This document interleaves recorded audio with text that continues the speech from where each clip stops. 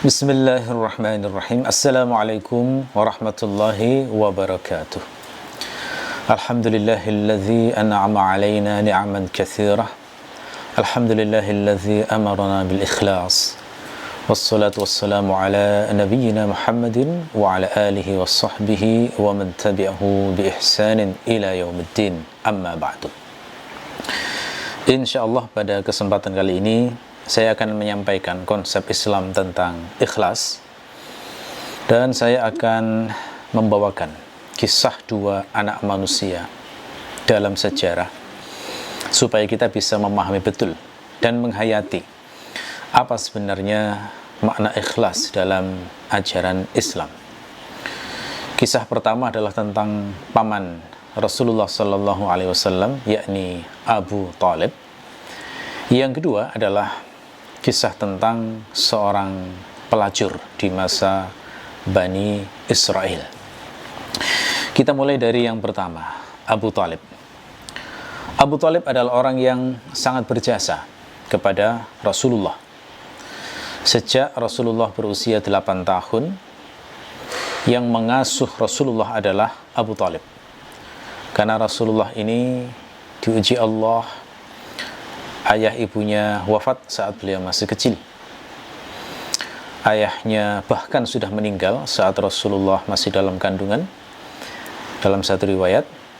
Sementara ibunya meninggal saat Rasulullah masih berusia 6 tahun. Kemudian Rasulullah diasuh oleh kakek beliau yang bernama Abdul Muttalib dari usia 6 tahun hingga berusia 8 tahun. Setelah itu kakeknya pun wafat. Jadi sejak usia 8 tahun Rasulullah itu diasuh oleh pamannya Abu Thalib. Nah, namanya mengasuh sudah pasti akan memberi makan. Dan memberi makan tidak mungkin 1-2 kali. Umumnya orang makan sehari 3 kali. Kalau Rasulullah diasuh oleh Abu Thalib sejak usia 8 tahun hingga beliau menikah dengan Khadijah di usia 25 tahun, maka bisa kita bayangkan sudah ribuan kali Abu Thalib memberi makan Rasulullah. Dan aktivitas memberi makan itu termasuk amal soleh. Semua orang beriman menyepakati hal tersebut. Banyak dalil dalam Al-Quran yang mendorong kita untuk memberi makan orang lain. Allah mencela orang yang tidak peduli dengan hamba Allah yang kelaparan. Memberi makan, minum kepada hamba Allah adalah amal yang berpahala besar. Kita ingat, ada seorang wanita di zaman Bani Israel, seorang pelacur yang dosanya diampuni oleh Allah, masuk surga hanya karena amal memberi minum seekor anjing. Jika memberi minum anjing saja bisa membuat Allah ridho, maka bayangkan bagaimana jika yang diberi minum adalah seorang manusia. Karena manusia jelas lebih mulia daripada anjing. Banyak ayat Al-Quran yang menjelaskan hal tersebut. Dalam surah Al-Isra misalnya, وَلَقَدْ كَرَّمْنَا بَنِي Adam. Sungguh, aku telah memuliakan Bani Adam. Manusia jelas lebih mulia daripada anjing. Bahkan, manusia itu hukum asalnya lebih mulia daripada malaikat. Buktinya, bukankah Nabi Adam, nenek moyang kita manusia, itu mendapatkan kehormatan, seluruh malaikat Allah memerintahkan mereka untuk bersujud kepada Nabi Adam. Jadi jelas bisa kita bayangkan, pahala memberi makan minum kepada manusia tentu sangat besar. Lebih-lebih jika manusia ini anak yatim. Kita memberi makan anak biasa yang orang tuanya masih utuh dibandingkan dengan anak yatim, pahalanya lebih besar daripada anak yatim. Ada hadis Nabi yang mengatakan, ana wa kafilul yatim fil jannah hakadha. Saya dan pengasuh anak yatim nanti di surga seperti ini. Maksudnya bersama Nabi saking dekatnya seperti jari tengah dan jari telunjuk. Lebih-lebih jika yang dikasih makan ini calon Nabi. Maka bayangkan itu. Berbuat baik kepada orang biasa itu nggak bisa disamakan dengan berbuat baik kepada orang soleh. Apalagi berbuat baik kepada seorang Nabi. Kita memberi makan orang yang sholatnya bolong-bolong atau tidak pernah sholat walaupun ngaku muslim, itu berpahala. Tapi kalau kita memberi makan orang yang rajin sholatnya, orang saleh, maka pahalanya lebih besar. Ada satu riwayat bahwa Rasulullah itu pernah mengatakan pada saat putra beliau yang bernama Ibrahim meninggal dunia waktu kecil, beliau bersabda bahwa ibu susu dari putranya itu akan menjadi penghuni surga. Bayangkan, membaiki anak Rasulullah, membaiki Rasulullah dengan menyusui anaknya, itu balasannya sudah surga. Sementara tidak semua wanita yang menyusui anak tetangga misalnya akan mendapatkan jaminan surga seperti wanita yang menyusui putra Rasulullah. Ini menunjukkan bahwa pahala yang diberikan Allah kepada orang yang berbuat baik kepada orang soleh, lebih-lebih kepada Nabi, lebih-lebih kepada calon Nabi, itu lebih besar, sangat besar. Sampai sini bisa kita bayangkan betapa besar kebaikan dan pahala yang mestinya didapatkan oleh Abu Thalib karena telah memberi makan Rasulullah ribuan kali. Kebaikan Abu Thalib bukan hanya di sini. Di samping memberi makan Rasulullah, Abu Thalib itu juga mendidik Rasulullah supaya mandiri. Di usia Nabi yang masih belasan, ada riwayat bahwa Abu Thalib membawa Rasulullah ke Syam. Diajak untuk berdagang. Ini kira-kira seperti jasa orang tua di zaman sekarang ketika memberikan pendidikan anaknya mulai SD, SMP, SMA sampai universitas. Itu tujuannya adalah supaya anak itu mandiri, punya ilmu, punya skill, bisa menghasilkan uang sehingga kemudian bisa memenuhi kebutuhannya sendiri, tidak perlu bergantung kepada orang lain. Ini jasa Abu Thalib pada Rasulullah. Diajak ke Syam, dididik untuk berdagang. Supaya apa? Supaya punya pengalaman dalam mencari uang. Abu Thalib juga yang menghubungkan Rasulullah dengan sejumlah pemilik ternak di Mekah. Sehingga di antara pekerjaan Rasulullah di masa muda adalah pernah bekerja sebagai penggembala kambing. Diupah satu hari beberapa qirat. Ini adalah jasa Abu Thalib. Ya, mendidik Rasulullah supaya mandiri. Dan jasa Abu Thalib bukan hanya itu. Saat Rasulullah menikah dengan Khadijah, Abu Thalib juga yang membantu pernikahan Rasulullah.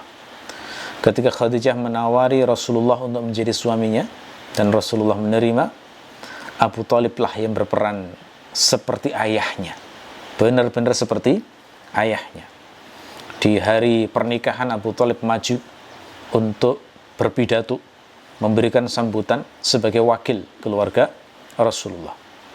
Abu Thalib juga yang menyediakan mahar unta sebanyak 20 ekor untuk diserahkan Khadijah. Karena pekerjaan Rasulullah sebagai penggembala kambing itu memustahilkan beliau untuk bisa menyediakan mahar sebesar 20 ekor unta. Dan itu jasanya Abu Thalib, membantu menyediakan unta sebanyak 20 ekor. Bahkan ada lagi kebaikan Abu Thalib yang lain yang dahsyat, lebih hebat dari itu semua. Apa itu? Yakni pada saat Rasulullah sudah diangkat menjadi seorang nabi, menjadi seorang rasul di usia 40 tahun. Saat itu Rasulullah mulai menjalani fase kehidupan baru yang sama sekali berbeda dengan kehidupan sebelumnya. Saat beliau sudah mengumumkan diri menjadi seorang nabi dan rasul, beliau mulai disakiti, diganggu, dikata-katai, difitnah, dibully, bahkan diancam pembunuhan oleh orang-orang Quraisy. Nah, di fase ini Abu Thalib tampil sebagai pembela Rasulullah. Semua yang mengopinikan buruk Rasulullah dibantah oleh Abu Thalib. Dinetralisir semua fitnah yang dialamatkan kepada beliau. Dicegah semua upaya makar buruk yang ditembakkan kepada Nabi Muhammad. Jadi seperti ini sikap Abu Thalib terus-menerus. Posisinya benar-benar seperti seorang ayah yang penuh kasih sayang terhadap putranya. Seakan-akan tidak pernah satu hari pun Abu Thalib itu menyakiti Rasulullah sebelum menjadi nabi, bahkan termasuk setelah menjadi nabi. Saya bahkan membayangkan amal Abu Thalib ini kalau diukur secara kuantitas itu sepertinya sama dengan amal Abu Bakar atau bahkan melebihinya. Hanya Allah yang tahu. Hanya saja yang mengejutkan adalah, mengejutkan sekaligus sangat menakutkan, ternyata Rasulullah memberi kabar bahwa di akhirat kelak Abu Thalib itu masuk neraka. Ada hadisnya ini, sahih, riwayat Muslim. Saya bacakan. Ani bin Abbas anna Rasulullah sallallahu alaihi wasallam qala ahwanu ahli an-nari 'adzaban Abu Thalib wa huwa munta'ilun bina'laini yaghli minhuma dimahuhu. Dari Ibnu Abbas bahwasanya Rasulullah sallallahu alaihi wasallam bersabda, penghuni neraka yang paling ringan azabnya adalah Abu Thalib. Ia mengenakan sepasang sandal yang terbuat dari api, sehingga dengan itu otaknya mendidih. Jadi berdasarkan hadis ini, di akhirat nanti Abu Thalib itu akan dimasukkan ke dalam neraka dan akan disiksa Allah. Akan disiksa Allah di neraka, tapi dengan siksaan yang paling ringan. Siksaan paling ringan itu maksudnya dia tidak dipukul kepalanya dengan gada besi, tidak direbus dengan air mendidih, tidak digoreng dengan minyak panas, tidak digergaji tubuhnya, dan berbagai siksaan mengerikan yang lain. Siksaan paling ringan di neraka hanyalah diberi sandal. Hanya tanda kutip ya, diberi sandal. Sandal yang dibuat dari api neraka. Meskipun hanya dikasih sandal, tapi karena dibuat dari api neraka, maka panasnya sungguh tak terbayangkan. Dalam sebuah hadis yang diriwayatkan oleh Imam Malik dalam Muwatta, diceritakan bahwa Rasulullah mengabarkan Allah itu menyalakan api neraka selama 1000 tahun, sehingga warnanya menjadi merah. Lalu Allah menyalakan lagi api neraka selama 1000 tahun, sehingga warnanya menjadi putih. Kemudian Allah menyalakan lagi api neraka selama 1000 tahun, sehingga warnanya menjadi hitam legam, bagaikan malam yang gelap gulita. Matahari yang kita lihat setiap hari itu, suhu bagian dalamnya, inti menurut para ilmuwan itu adalah 15 juta derajat Celcius. Padahal kita tahu titik didih baja atau besi itu tidak sampai 6000 tahun. Ini ada suhu yang sampai 15 juta derajat Celcius. Dan itu pun matahari itu masih berwarna putih. Jadi para saintis itu semuanya sepakat bahwa warna asli matahari itu adalah putih. Jadi di bumi kelihatan seperti merah, kuning, dan sebagainya, itu akibat atmosfer. Makanya ada riwayat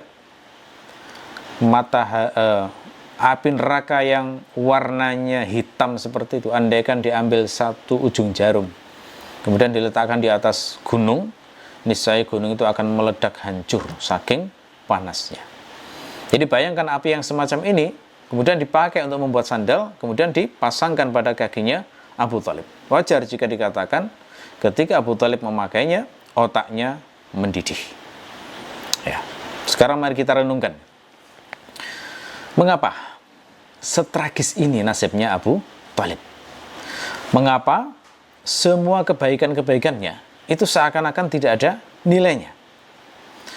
Kalau menurut akal rasional, jika ada seorang pembunuh masuk neraka, itu masuk akal. Jika ada penipu masuk neraka, masuk akal. Kalau ada pemerkosa masuk neraka, itu kita merasa pantas. Ada koruptor yang merugikan rakyat sekian banyak masuk neraka, itu kita lega. Pantas, hukuman yang pantas.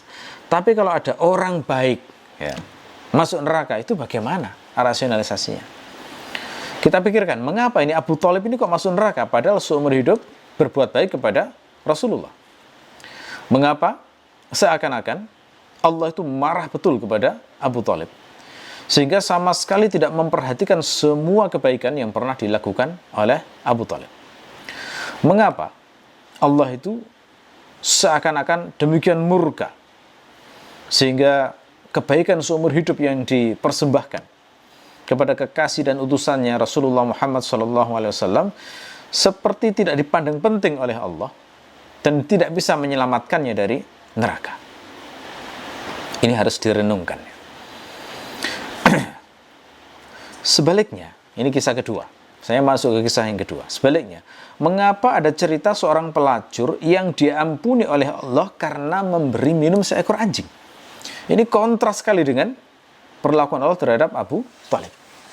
Coba kita baca riwayatnya dalam Al-Bukhari ya, saya bacakan. Qala an-nabiy sallallahu alaihi wasallam, bainama kalbun yutifu bi raqiyatin kada yaqtuluhu al-'atash idh ra'athu baghiyyun min baghaya bani Israil fanaza'at muqaha fasaqathu faghufira laha bihi.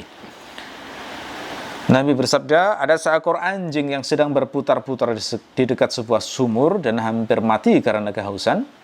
Lalu dilihat oleh seorang pelacur dari kalangan pelacur Bani Israel. Lalu wanita itu melepas sepatunya dan mengambil air dengan sepatu itu, kemudian memberi minum anjing tersebut sehingga dia diampuni karena perbuatannya itu. Coba kita renungkan. Namanya pelacur itu kan pasti berzina. Dan bahkan pasti berzina berkali-kali, tidak mungkin sekali. Hukuman zina dalam Islam itu keras sekali. Orang yang pernah berzina sementara dia sudah pernah menikah, itu hukumannya adalah rajam. Ditanam sebatas leher, kemudian dilempar kepalanya dengan batu sampai mati. Ada hadis juga yang menceritakan, para pezina itu nanti di akhirat akan dimasukkan semacam wadah raksasa untuk dibakar sampai mereka itu menjerit-jerit dan melolong-lolong minta tolong. Nah, kebaikan pelacur ini kalau kita bandingkan dengan kebaikan Abu Thalib, pelacur ini kan hanya memberi minum seekor anjing. Anjing bukan manusia. Yang jelas bahwa anjing ini derajatnya di bawah manusia. Si pelacur ini tidak memberi minum anak yatim, apalagi calon nabi, tidak. Anjing, hanya anjing. Dan kebaikan si pelacur ini itu cuma beberapa menit mungkin. Bukan seluruh segmen hidupnya seperti Abu Thalib yang full dalam membaiki Rasulullah. Tapi anehnya, mengapa? Mengapa Allah sangat menghargai kebaikan si pelacur ini, seolah mengabaikan dosa zinanya, dan benar-benar seperti menutup mata dengan semua kebaikan Abu Thalib. Seakan-akan Abu Thalib ini melakukan sebuah tindakan kriminal terbesar yang memang tak terampunkan. Apa rahasianya? Sehingga ada perlakuan demikian ekstrim seperti itu. Apa yang membedakan kebaikan si pelacur ini dengan kebaikan Abu Thalib?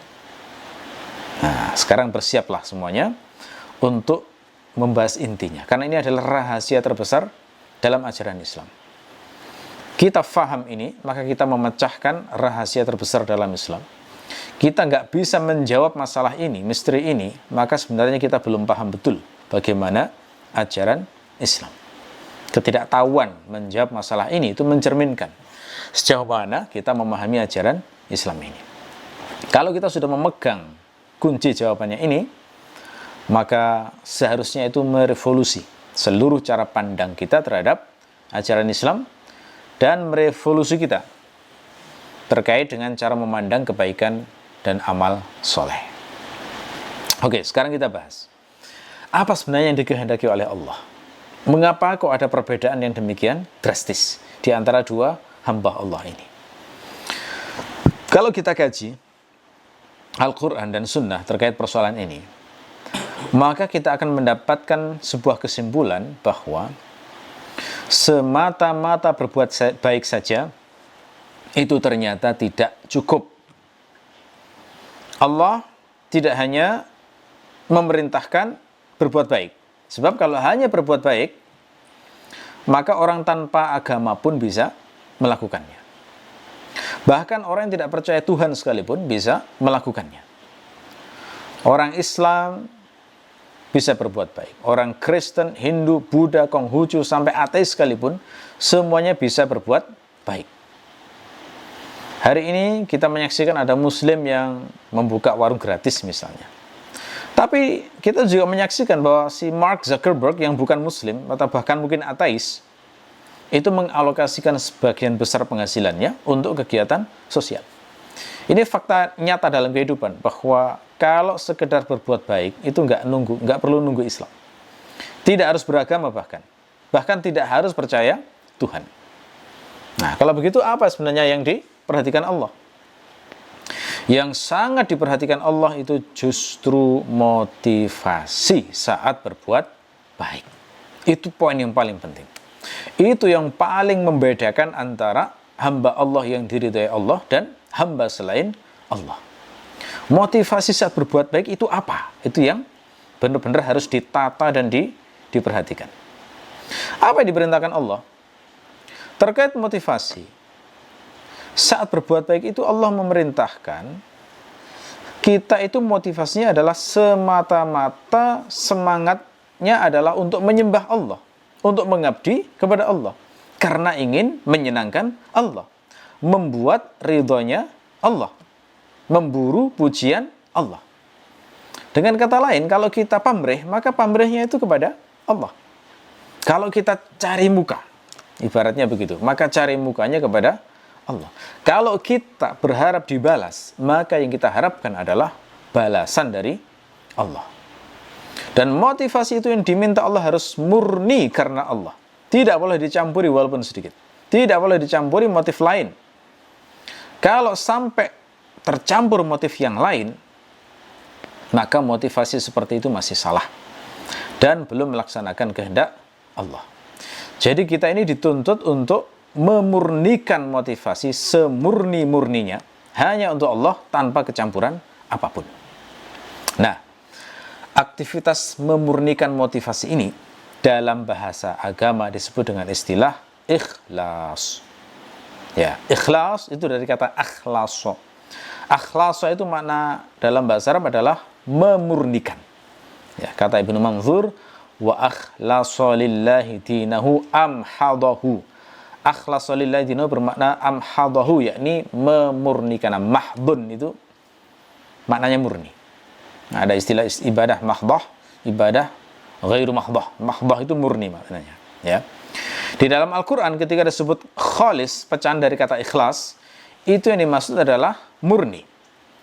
Air susu disebut khalis itu bermakna air susunya itu murni, bebas dari segala unsur lain yang mencemari, entah darah, kotoran maupun yang lain.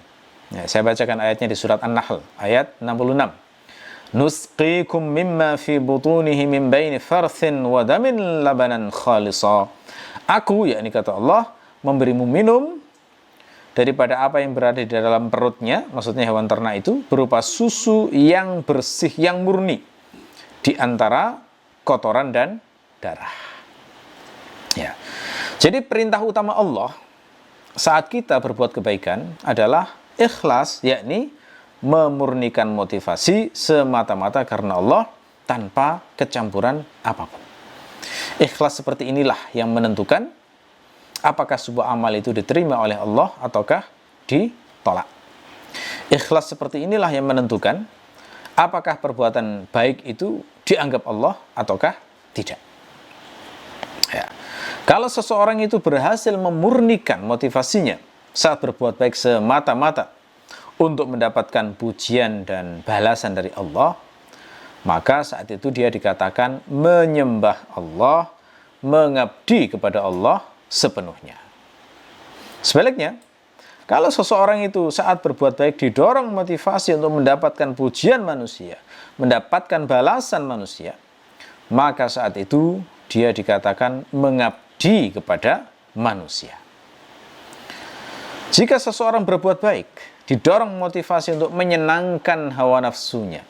Misalnya orang mengatakan, saya memberi makan orang itu dan saya merasa bahagia melihat dia kenyang setelah saya beri makan. Ini halus sekali. Yang semacam itu kadang-kadang memuaskan dirinya karena bisa memberi makan orang. Ya, itu kita katakan orang seperti itu mengabdi kepada hawa nafsunya.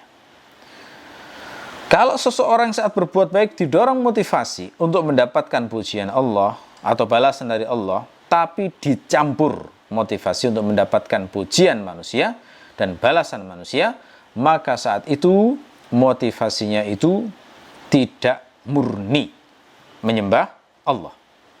Ya. Dan dia dikatakan telah melakukan riya. Ya. Dan riya itu berarti tidak ikhlas, termasuk syirik menduakan Allah, syirik kecil. Ya. Kalau riya itu statusnya adalah syirik kecil. Nah, karena itulah ada satu riwayat Ubadah bin As-Samit saat ditanya bahwa kalau ada orang ingin berbuat baik karena mengharap ridho Allah sekaligus ingin pujian manusia, maka itu dipandang tidak ikhlas dan amalnya tidak diterima. Ibnu Katsir dalam tafsirnya beliau menulis begini, Ja'a rajulun ila Ubadah bin As-Samit faqala anbi'ni amma as'aluka anhu ara'aita rajulan yusalli yabtaghi wajha Allah wa yuhibbu an yuhmad wa yasum wa yabtaghi wajha Allah wa yuhibbu an yuhmad wa yatasaddaq wa yabtaghi wajha Allah wa yuhibbu an yuhmad wa an yahujj wa yabtaghi wajha Allah wa yuhibbu an yuhmad. Faqala Ubadah laysa lahu syai'un inna Allah ta'ala yaqulu ana khairu syarik faman kana lahu ma'i syarikun fahuwa lahu kulluhu la hajata li fihi. Seorang lelaki datang kepada Ubadah bin As-Samit kemudian berkata, jawablah pertanyaan yang aku lakukan. Bagaimana pendapatmu tentang seseorang yang sholat karena mengharap ridha Allah dan senang dipuji? Dia berpuasa karena mengharap ridha Allah dan senang dipuji. Dia bersedekah karena mengharap ridha Allah dan senang dipuji. Dia berhaji karena mengharap ridha Allah dan senang dipuji. Ubadah menjawab, dia tidak mendapatkan apa-apa. Ucapan sahabat besar ya. Dia tidak mendapatkan apa-apa. Sesungguhnya Allah berfirman, aku adalah sebaik-baik sekutu, yakni zat yang dipamrihi.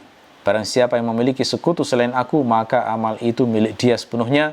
Aku tidak membutuhkannya. Nah, ini menunjukkan ya, bahwa mencampur motivasi ingin menyenangkan Allah sekaligus pujian selain Allah saja sudah tidak diterima, apalagi yang full untuk mendapatkan pujian makhluk. Oke, nah sekarang kita akan menghayati. Setelah kita faham konsep ini, sekarang kita akan berusaha memahami mengapa Allah kok sangat senang dengan amalan si pelacur saat memberi minum seekor anjing. Ya.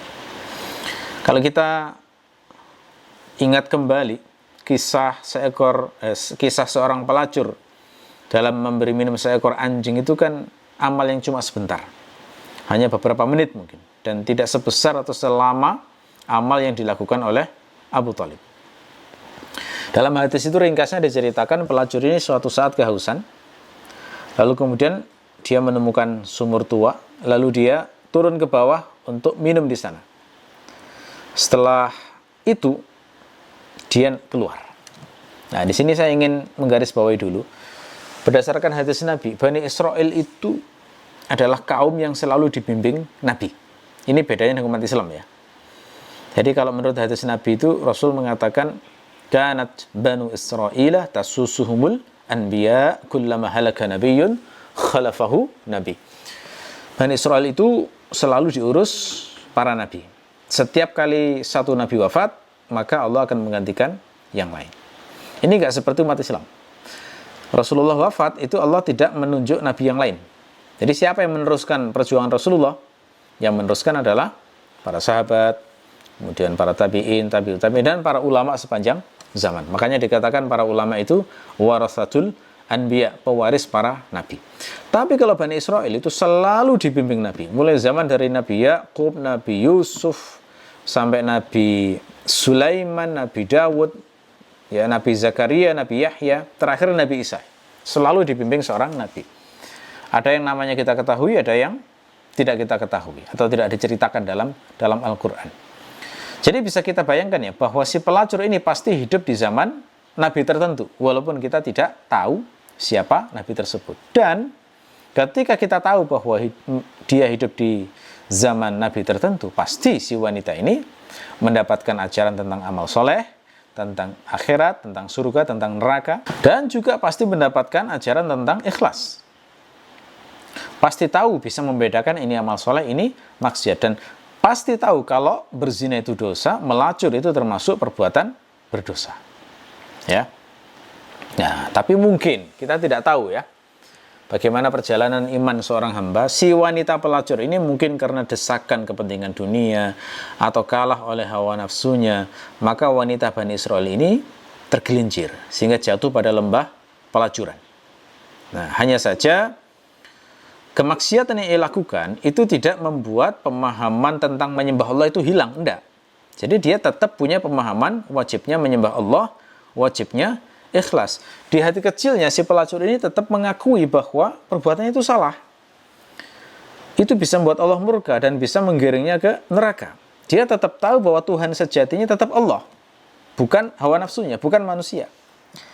Dia tahu bahwa dia seharusnya menghabiskan umur itu untuk semata-mata menyembah Allah. Dan dia juga tahu bahwa hanya amal karena Allah yang bisa menyelamatkannya. Nah, lalu kemudian kembali ke cerita, saat dia keluar dari sumur, dilihatlah seekor anjing sedang menjilat-jilat pasir karena kehausan. Dia tahu anjing itu haus seperti yang ia rasakan. Dia juga tahu kalau anjing ini tidak diberi minum, bisa-bisa dia akan mati kehausan. Nah, di situasi semacam ini, seakan-akan pelacur ini teringat ajaran nabi-nabi yang pernah ia terima. Dia mungkin saat itu ingat bagaimana diperintahkan Allah untuk berbuat baik kepada siapapun, termasuk si anjing itu.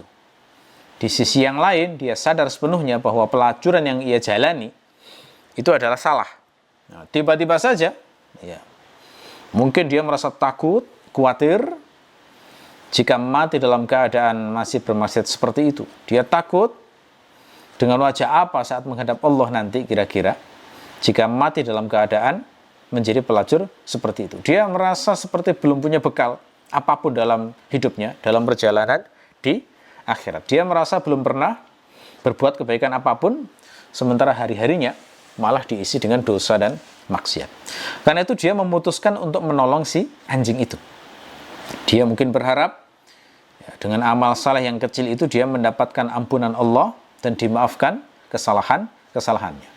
Turunlah dia akhirnya kembali ke sumur itu, dilepas sepatunya, dia mencawuk air memakai sepatu itu, kemudian digigit dengan giginya, dia naik ke atas. Setelah itu dengan penuh kasih sayang, anjing yang kehausan itu pun diberi minum sampai puas. Ya. Oke, sekarang ayo kita hayati. Saat si pelacur ngasih minum anjing itu, ada nggak kira-kira terbersit perasaan, ku beri minum anjing ini agar aku dikenang baik oleh si anjing ini? Enggak kan? Ya. Saat si pelacur ngasih minum anjing, ada nggak terbersit perasaan, ku beri minum anjing ini supaya dia nanti bisa bercerita kepada teman-temannya sesama anjing, sehingga aku akan populer di kalangan anjing-anjing? Enggak kan? Ya.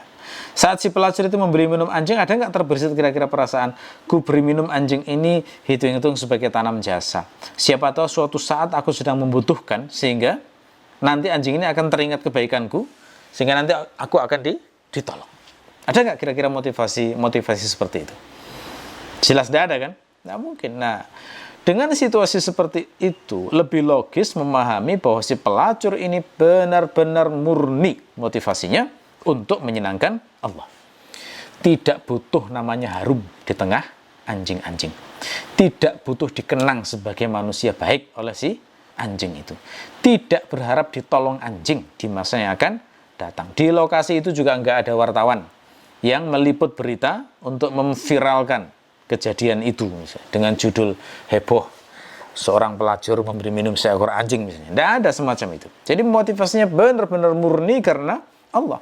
Dia hanya berharap pujian Allah. Dia hanya berharap balasan Allah. Dia hanya ingin Allah mengampuni dosanya dan berharap Allah tidak marah kepadanya dengan amal kecil yang ia lakukan itu. Walaupun dia sadar itu amal yang sangat kecil.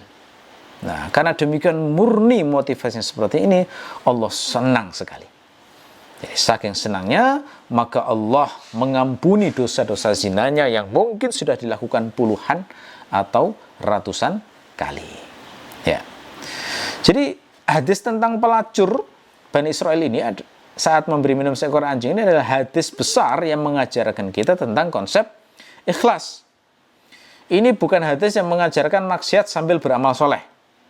Ya, atau mengajarkan boleh berzina asal memberi minum anjing. Ya, tetapi ini adalah hadis yang mengajarkan kita bahwa amal kecil sekalipun kalau dilakukan murni karena Allah, maka dia akan menjadi amal besar di sisi Allah. Ya. Nah, melalui hadis ini juga kita bisa memahami kalau misalnya ada hadis yang mengatakan ada seorang muslim yang masuk surga hanya karena memotong pohon yang mengganggu orang lain. Ini juga mirip dengan ini. Saking ikhlasnya, motong pohon nggak ada orang itu kan luar biasa ya. Ikhlasnya itu sangat luar biasa. Manfaatnya dirasakan banyak orang, tapi orang berbuat baik tidak dikenal, tidak diketahui. Nah, makna seperti inilah yang dijelaskan oleh Ibnu Taimiyah dalam kitab Minhajus Sunnah An-Nabawiyah.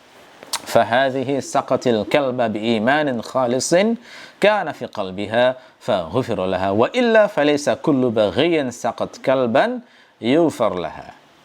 Pelacur ini memberi minum anjing dengan iman yang ikhlas dalam hatinya sehingga dia diampuni. Jika tidak maka semua pelacur yang memberi jika tidak maka tidak semua pelacur yang memberi minum anjing itu diampuni, gitu ya. Oke. Sekarang kita membahas apa kesalahan dari Abu Thalib. Ya. Jadi setelah kita memahami analisis amal pelacur Bani Israel yang saya jelaskan tadi, sekarang kita sudah mulai bisa memahami sebenarnya kesalahan besar Abu Thalib itu di mana. Sehingga tidak ada satupun kebaikan Abu Thalib yang diterima oleh Allah. Jadi simpelnya, kesalahan Abu Thalib itu terletak pada motivasi amalnya saat berbuat baik, saat membaiki Rasulullah itu. Kita bisa memastikan bahwa motivasi Abu Thalib saat membaiki Rasulullah itu jelas bukan karena Allah. Kok bisa memastikan kayak begitu? Kita pikir secara logika saja, begini. Orang yang ingin menyenangkan orang lain, supaya perbuatannya itu benar-benar bisa disebut menyenangkan, tidak hanya klaim ya, maka pertama-tama langkah yang harus ia lakukan adalah mencari data dulu. Apa yang disenangi oleh orang yang ingin disenangkannya. Ya, contoh misalnya, jika seseorang ingin menyenangkan saya dengan membelikan makanan kesukaan saya misalnya, maka orang tersebut pertama-tama harus tahu data dulu, mencari data dulu. Saya ini suka makanan apa? Makanan favorit saya itu apa misalnya? Menjadi sebuah kebohongan kalau orang itu mengklaim ingin menyenangkan saya tapi tidak pernah serius mencari tahu saya senang apa.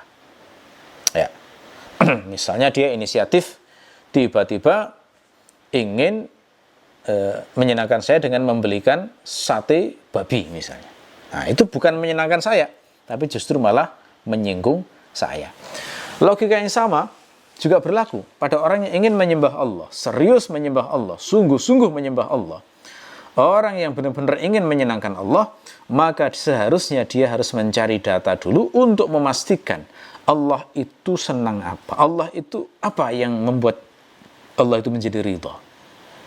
Nah, karena tidak semua manusia bisa berkomunikasi dengan Allah, maka untuk memperoleh data Allah itu ridha dengan apa dan Allah benci dengan apa, itu harus melalui perantara.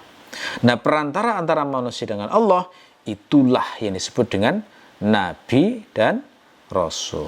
Jadi orang yang benar-benar ingin menyembah Allah, orang yang benar-benar ingin menyenangkan Allah, orang yang benar-benar ingin menjadi hambanya Allah, orang yang ingin benar-benar memurnikan motivasinya karena Allah, langkah pertama yang harus dilakukan adalah serius mencari Nabi dan Rasul. Coba di antara 8 miliar kira-kira manusia hari ini, yang serius mencari Nabi dan Rasul itu siapa?